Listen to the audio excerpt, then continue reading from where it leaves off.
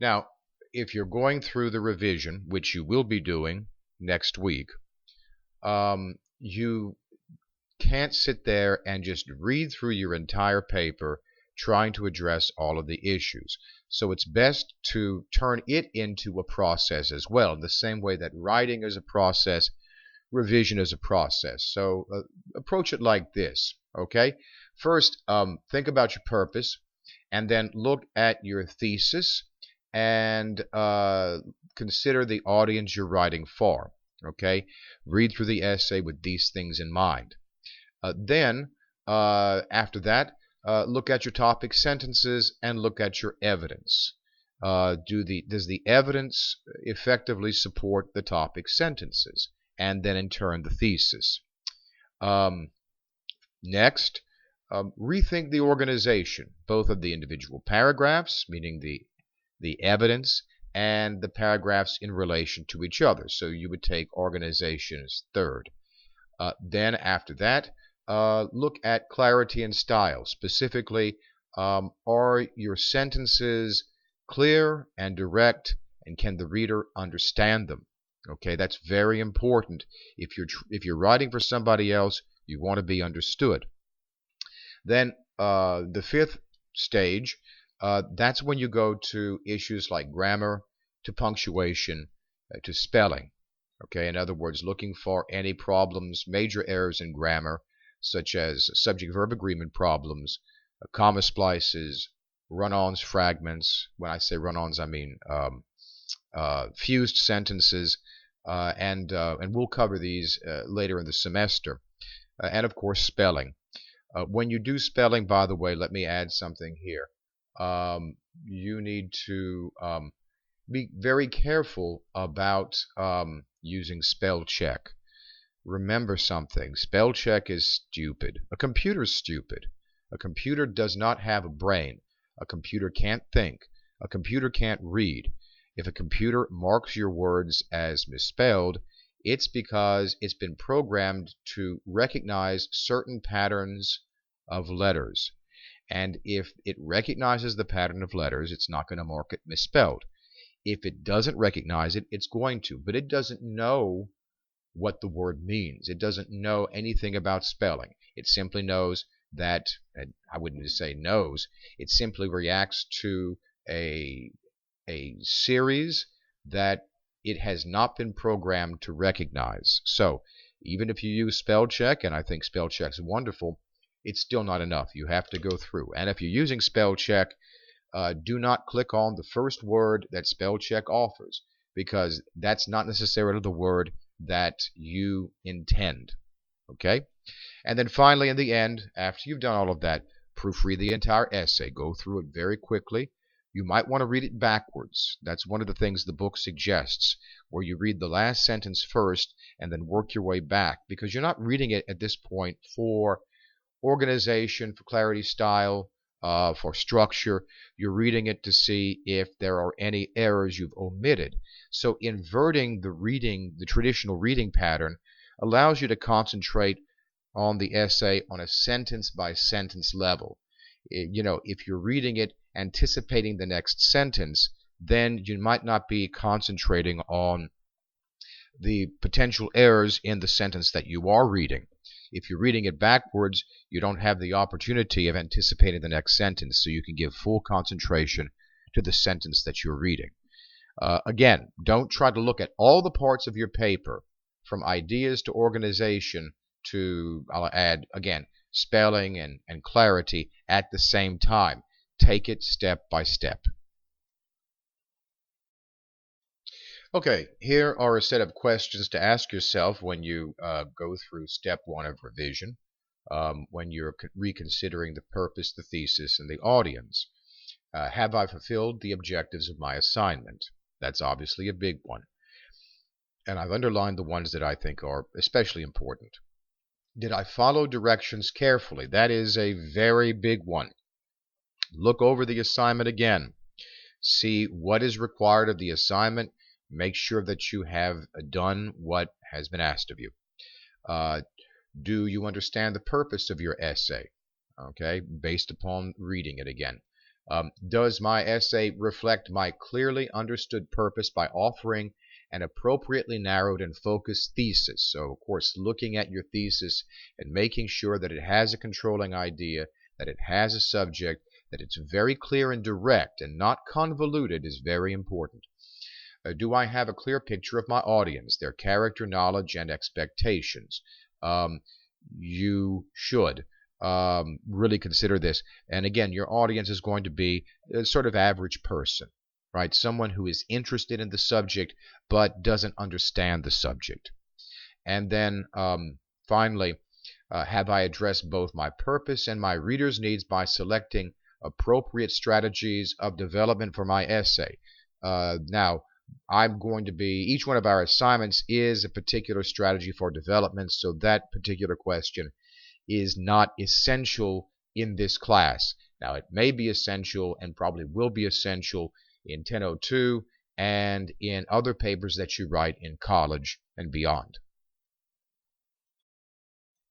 Okay, for the next stage in revision, revising for ideas and evidence, here's a series of questions to ask yourself. Again, I've underlined the ones that I think are the most important. Is there a clear relationship between my thesis and each of the major points presented in the body of my essay? That's pretty important, and based upon the guidance that I'm giving you in the prompts, that should not be an issue, but that's always going to be an issue in any essay. Did I write myself into a new or slightly different position as I drafted my essay? In other words, did you wind up veering off course from your thesis or from any of your topic sentences? Again, that should not be an issue in this essay, but it might be an issue in other essays, so you do want to ask yourself that question. Now, have I included all the major points necessary to the reader's understanding of my subject, or have I omitted pertinent ones? This is very important. You are trying to communicate ideas and information to a reader that you are not privy to. You don't know who this reader is. It could be anybody. Therefore, you have to be very critical about the information provided. Does it explain everything that's in your head that you want to communicate to the reader? And similar to that one, are all my major points located and stated clearly in specific language so that readers can easily see what position I am taking in each part of my discussion? Again, is the language clear? It's not just that you have the information. There needs to be clarity. Again, err on the side of simplicity. Okay, writing complicated sentences is not the goal of this class. Communicating complex ideas in a simple way is. Okay, the revision process is an example of what is called in academia critical thinking. Critical thinking refers to the ability to reflect upon and evaluate the merits of our own ideas as well as those of others as we decide what to believe, what to do, or how to act. In other words, critical thinking is essential not just for writing, but for living.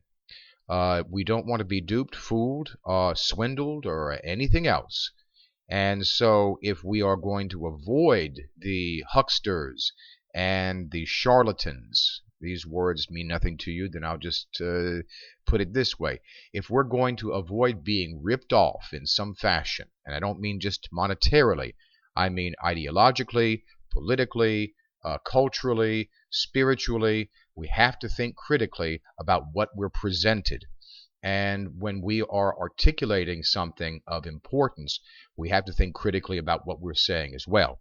Now, to think critically about these ideas doesn't mean being hostile or negative. That's not what criticism in this context means. Often we hear the term criticism or being critical as a negative, right? You're saying bad things about me. This is not saying bad things. This is instead undertaking a close, reasonable examination of opinions, logic, and evidence before we accept certain claims or pass them along to others if they happen to be our claims as well.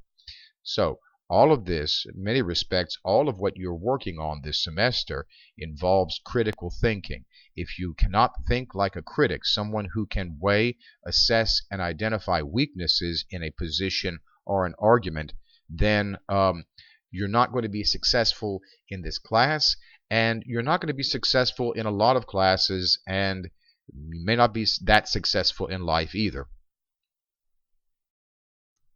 Okay, specific examples of critical thinking are as follows. Learning to distinguish fact from opinion. That's, of course, your own opinion from fact, as well as statements made by others presented as fact that might be opinion. Supporting your opinions with evidence.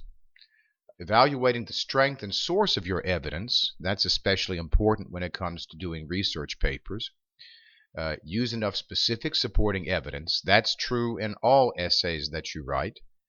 Watch for biases and strong emotions that may undermine evidence. In other words, you don't want to appear to the reader as a biased person. You want to appear as somebody who has, let's say, in an argumentative essay, when you're arguing one side against another, you want to appear as somebody who has taken both sides into consideration, weighed them critically, and then found one side superior to the other. You also want to avoid any strong emotions in anything you write. Academic papers, and really any kind of paper that is trying to convince based upon logic, has no place for strong emotions. And finally, check your evidence for logical fallacies. We may talk a little bit about those at the end of the semester. I'm not sure if we'll have a chance to get to those. Okay, in stage 3 of the revision process, you should be revising for organization. And of course, we've covered all of this in past weeks, but here are some questions that you should ask yourself. Again, the questions that I find to be especially pertinent are underlined. Am I satisfied with the organizational strategy I selected for my purpose? Are my major points ordered in a logical, easy to follow pattern? That is a very important question to ask yourself. There needs to be a logic, in other words, coherence, and the reason why is because it makes the essay easier for the reader to follow. Are my major points presented in topic sentences that state each important idea clearly and specifically? Obviously, this is very important as well, and I've sort of hammered that home. We spent a lot of time discussing that, or I spent a lot of discussing that when we looked at chapter 3 on the body paragraphs.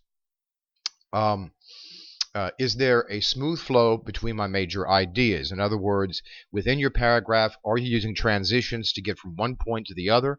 And are you using transitions as part of your topic sentences to lead the reader easily from one paragraph to another? Let's see. Are any parts of my essay out of proportion? In other words, do you have a body paragraph that is 300 words long and another body paragraph that's only 100 words long? That's what we're talking about here when we're talking about proportion. Every point should be relatively even in terms of how you treat it, how you support it. I understand that some points are going to require more explanation than others. Some points are more complicated than others. So that's why I say approximately the same proportion to each other. Do my title and lead-in draw readers in essay and toward my thesis? Again, I'm more concerned with providing background information in your introduction, but you do need to lead the reader towards the thesis, and it should come naturally. If you are providing the necessary background information, the flow should naturally go towards the thesis. And then finally, does my conclusion and my discussion thoughtfully, or emphatically, or memorably? And again, for the first essay, I'm not that concerned with conclusions. I just want you to be able to acknowledge what the takeaway is from having read the essay for me as a reader. And the final point here, it's not in the book. Please don't be afraid to restructure your drafts if you find that something's not working. For example, a number of you in the forums this week or this past week posed the question: is it okay to just get rid of one of my virtues and select another one? And the answer to that is absolutely. That's what the revision process is about. The focus is on making sure that you're getting what you need in and taking what you don't need out. The fourth stage in revision should focus on revising for clarity and style. Style is less of an issue to me than the issue of clarity. Style is something that will come to you the more you write. Again, the underlying questions are questions that I would emphasize in going through the revision process for clarity and style. Is each of my sentences as clear and precise as it could be for readers who do not know what I know? You always have to remember that. The reader, whatever essay you're writing, the reader does not know what you know. And the purpose of writing clearly and effectively is to convey what you know, what's in your head, into the reader's head. Are there any sentences that are unnecessarily wordy? These go together, the first two. And in conference, sometimes when I'm looking over a draft of a student essay, especially with the first essay, often I have students who are writing sentences that seem to be written for the apparent sophistication of the sentence itself, and with less concern for what the author is trying to communicate. The goal of all good writing is to be able to take something that is difficult or complex and make it simple. So if you ever find yourself saying to yourself, well, am I being too, is this too simple? Is this too simple? Chances are it's not. And you certainly don't want to artificially create sentences that are difficult to read because you think that's the way good writing is supposed to sound. Good writing isn't supposed to sound anything. It's supposed to communicate. Do any sentences run on too long to be fully understood? Again, similar to the first two. Are all my words and their connotations accurate and appropriate? And I should say something about connotations here for a moment. Some of you are fans, I know, of going to the syllabus and finding words to replace, let's say, virtue, because virtue is a word you're going to use a lot or have used a lot in the first essay. If you're using a word a lot, chances are that you're supposed to. If you're writing about virtues, you're going to be using the word virtue frequently. And you want to do that because you want to bring your reader's attention through repetition, but not excessive repetition, back to the subject at hand. If you go into, and I had someone write a sentence that used the word high-mindedness, and so I asked her, what does high-mindedness mean? And when we started talking, it became evident that she really didn't know what high-mindedness meant, but she found it in a thesaurus as a synonym for virtue. And believe me, the virtues that you are writing about and the word high-mindedness are not synonymous. They do not mean the same thing. It's this. I like to point this out sometimes. Let's say you are you're trying to describe a slender body type. Okay, you might use the word slender. That would point to that particular body type, and that would be fairly complimentary.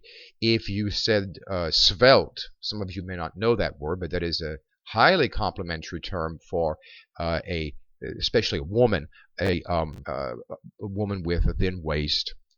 So it points to that same body type. If you say that the person is thin, then that's neutral. You're not going to elicit a positive or negative reaction. It's more a statement of fact. But if you say that the person is skinny, that's not a compliment. Skinny is a derisive term. Just like if you're describing let's say, and of course it's different words for different genders, right? So if you're describing, let's say, a woman who is heavy set, you might say that she's curvaceous, meaning that she has curves. That would be complimentary. If you were describing a man who is also on the heavy side, you might describe him in a complimentary way as stout, right? Sturdy. But you would never, never want to call somebody who is heavy set fat, because that is, again, a term of derision. So all of those words, the words in the category applying to thinness and the words in the category applying to heavy setness, are in fact all synonyms according to the thesaurus. They all quote unquote mean the same thing, but you know that that's not the case at all. The words may have the same quote unquote meaning, but they do not have the same connotation. And connotation is the emotional or social meaning of words. Words mean more than simply what the dictionary says they mean. So you know not to say fat to somebody who is heavy set, and you know not call somebody who is thin skinny. So you have to be careful when you're using the thesaurus. All right, let me continue. Can I clarify and energize my prose by adding showing details and by replacing bland, vague words with specific, vivid ones?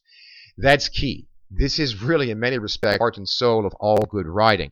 You can have as much organization as you want, but if you're not actually showing the reader what you're talking about, if you're simply telling, using, again, vague or bland or abstract words, you're not really communicating.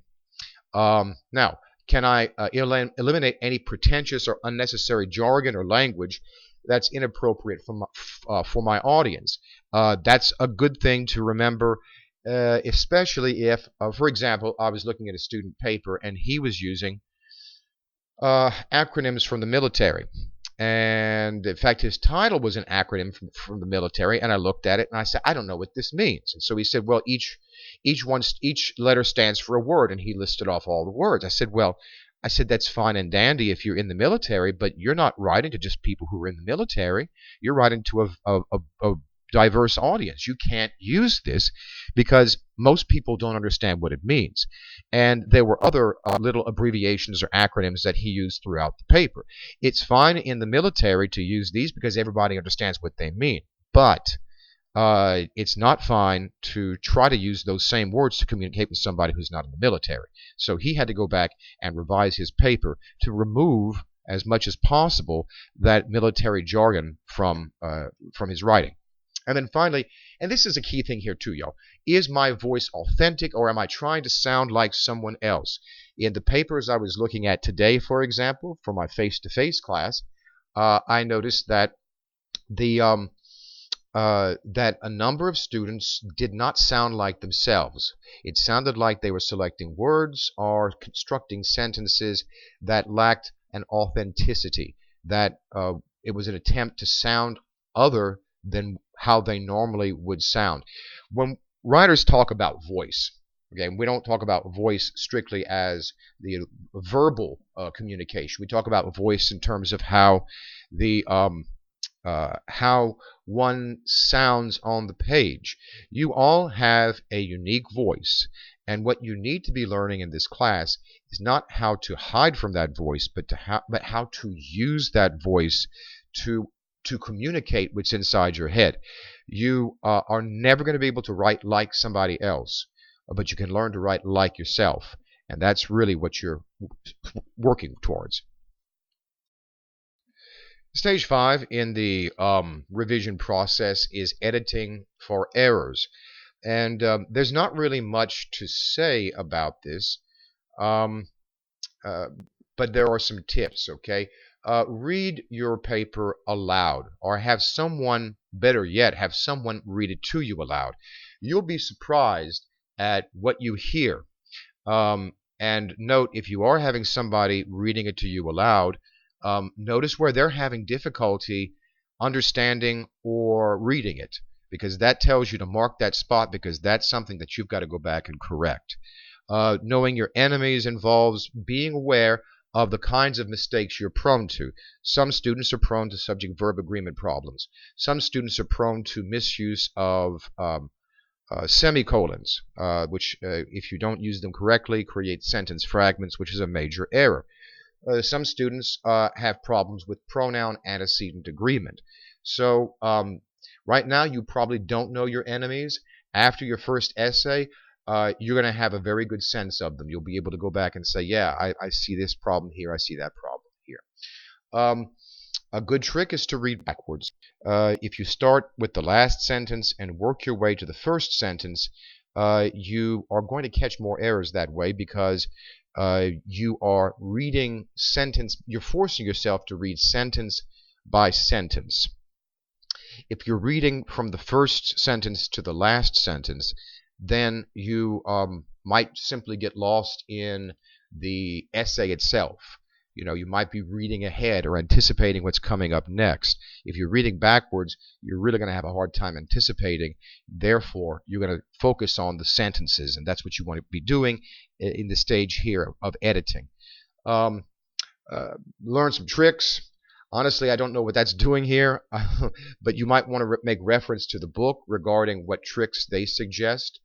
Eliminate common irritants. For example, the confusion between things like it's and there and there and to and to and to, where you're using the wrong to in the wrong location. Using the wrong to, period. And then finally, use your tools. Use spell check. I don't have a problem with that, but I will tell you this much. You have to do the proofreading, and don't select the first word that pops up. If you select the first word that pops up, it may not be the word you're looking for. The computer doesn't read your mind. The computer is stupid. Remember that. The computer is stupid. It's programmed to recognize patterns. If it recognizes a pattern, like a particular word, such as tools, if it sees TOOLS, it's not going to mark that wrong. If it sees TOLS, it's going to mark it wrong, because it has not been programmed to recognize that pattern of words as a word. So check to see always what the computer is offering you before you make a selection. And the final stage of the revision process is proofreading. Here are a few things to keep in mind. Proofread your final draft several times, not just one, and make sure that you put as much time between the last two readings as possible. Fresh eyes, as it says here, catch more typographical or careless errors. Never proofread right after you finish writing something. That is not you're setting yourself up for disaster if you do that. What do I mean by that? Why is that the case? Well, it's very simple, and I know this from my own personal experience. When you write something, you think you've written everything correctly, right? When you go to proofread, if you've just finished writing it and you go back to read it, what you're going to do is, instead of proofreading it, you're just going to read the essay again. And what you're going to do is, whenever there are errors, instead of seeing the errors, you're going to read what you meant to write and not what you actually did write. So misspellings, problems with commas, problems with apostrophes, excuse me, these are all things that you might not catch because you meant to spell the word correctly, and you meant to put a comma in that particular spot, and you meant to use an apostrophe with that possessive noun, but you didn't. Yet what you're going to wind up doing, if you just proofread right after you've written it, is you're going to read it as though it were correct, and you're going to miss the errors. So always put a lot of time between the writing and then the proofreading. And if you're going to proofread it several times, proofread it, set it aside for an hour or more. A day is ideal, and then proofread again. Make sure, too, that any hard copy paper looks professional before you turn it in. Of course, you are turning in your papers online, so that's not necessary for this. Be sure to, but it will be, you might be taking an English class or another class face-to-face, and it's true of paper writing and those classes. Check to be sure you formatted your paper exactly as your assignment requested. For me, you know that's going to be Times New Roman, 12-point font, and MLA style margins, pagination, uh, title, all of that we've covered, and that's covered on the MLA format handout. Okay, and here's the last set of questions you need to ask yourself before you turn in the paper. Do I feel I have something important to say to my reader? Of course you should. Am I sincerely committed to communicating with my reader and not just with myself? That's a key thing. Are you putting forth the effort to talk to someone else and not simply to satisfy your own desires? Have I considered my audience needs? That's the same thing there. Remember, the audience doesn't know it's in your head, and you have to make it clear to the audience. Do my title and lead and attract the reader's attention, help set up my thesis? Does my thesis statement assert one main, clearly focused idea? That is a very important thing. If you have not done that with your thesis, probably your essay needs some serious revision.